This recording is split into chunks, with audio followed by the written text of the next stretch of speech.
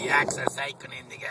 خوبش هست دیگه، به نظر من خوبش نیست. باید بهش یک بیت بخونم. الله شاکک جان سر شال بندازم. الله شاکک جان، الله شاکک جان قنداری در قربان. الله شاکک جان. خب دیگه مثل به عکس هایتان روان کنین. من انشالله براتون کمپوزم زیاد میکنم، خواندم زیاد میکنم دیگه.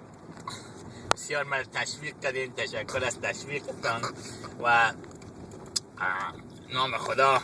من بسیار یک صدای مقبول دارم، خدا این صدا را از من نگیره دیگه. شما دیگه میفهمین من بسیار مشهور هستم. میخوای یک بیت دیگه هم براتون بخوانم یا قرار شما؟ من این بیت براتون میخوانم. این بیت عاشقی است. هر کس که عاشق است میخواد پوت کنه این بیت بشنوه.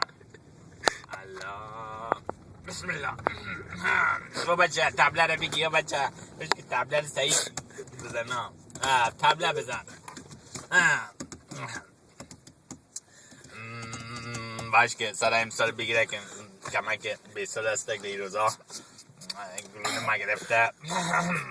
سرش باز این باید بیسال بخوانم باز میشه که مردم نمیفهمه که من چی میگم. باید مشهورت مفتم نیست که قدر کامپیتیشن زیاد است. باز دیده که باز کامپیتیشن افتادم میشه که دلبرم دلبر خانه خرابم دلبرم دلبر خانه خرابم دل مددم دیده ددابم دلبرم دلبر. I love you my darling, where you been? Yes I am a disco dancer. I am a disco dancer. Yeah. What's up, man? My nigga, what's happening, nigga? What's happening, man? I'm singing very good, didn't I? Yes. خب این امریکایی برای ما فن امریکایی هم بود که من بسیار فن امریکایی هم دارم. اما که بیشتر یادتان گفتم ما بسیار کمپوزهای خارجی هم کردیم.